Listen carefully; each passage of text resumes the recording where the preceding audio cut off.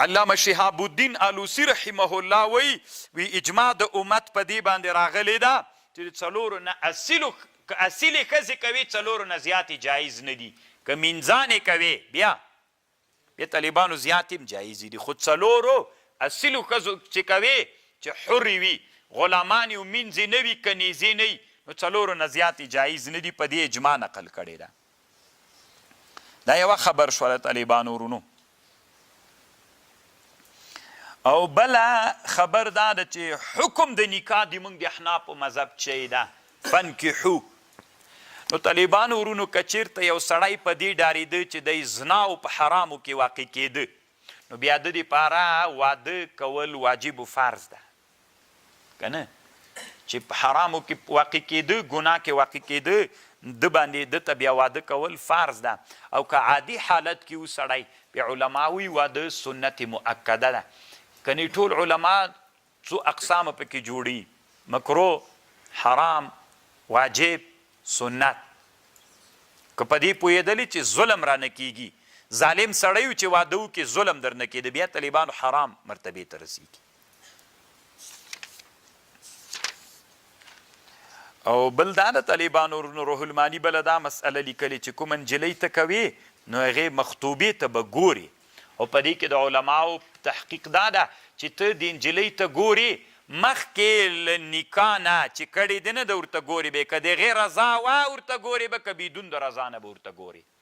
تحقیق دا د طالبانو ورونو د جمهور علماو رای ده که د هغې خوښ هم نه وله په پټه باندې ورته پټ ولې ودې کتله بیا د پاس له غنه کولم طالبانو علما وایي چې مشکل نه لري خو افغاني جامعه که به ګزاره کوي طالبانو ځکه دلته دا مسلې په دښمنیو باندې بدلیږي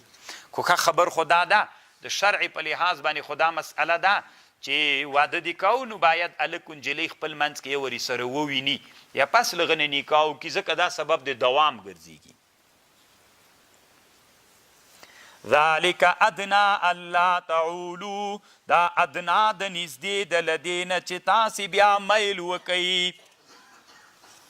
ذلک ادنا الله تعالى دا ادنا د دې الله ته چې بیا ظلم ونه کوي یعنې دا ښه طریقه دا ده چې بیا تاسې ظلم ونه کوي دا سبب د نه ظلم ګرځېږي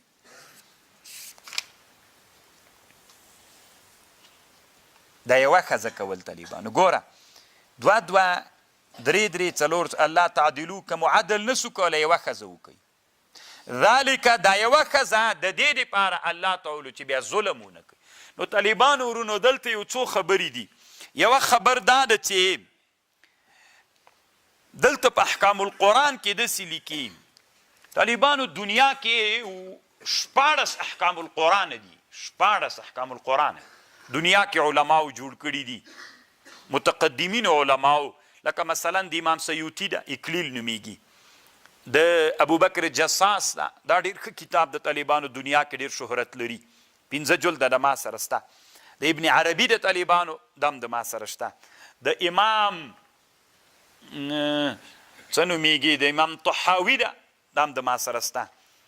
او غټ کتاب چې د طالبانو دغه احکام القرآن ده چې 19 جلده ده په دنیا کې غټ احکام القرآن ده خبر خو پوه شولی که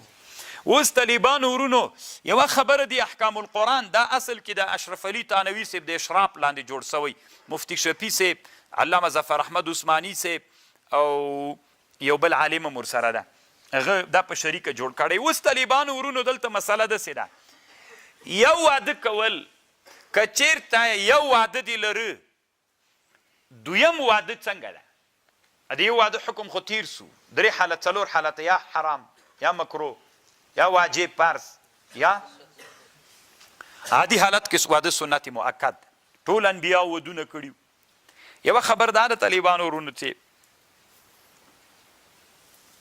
له یوې نه زیات واده کول علما وایي که په دې پوهېدې چې ظلم نه درنه کېده عدل درنه کېده بیا دویم واده مستحب ده دویم واده دلته طالبانو په دې باندې بحث اما که چېرته په دې پوهېدلې چې ظلم را باندې کېږي بیا دویم واده طالبانو مکروه تحریمي او حرام ده علامه ابن الهمام په فتح القدیر کې په دې باندې بحث کړی اوس طالبانو ورونو یو سړی د دویم واده کوي خو ظلم تر کېږي بله ښځه کل معلقه داسې پاتې کېږي یا د هغې په حق کې ظلم کېږي بیا طالبانو دا دویم واده تاسې نن هغه د ګوري انسانان ډېر کم انسانان دي چې عدل ترې نه کېږي. دا یوه مسله شوله.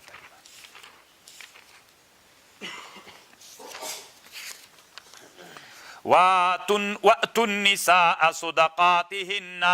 ورکوي ښځو ته مهرونه د دوی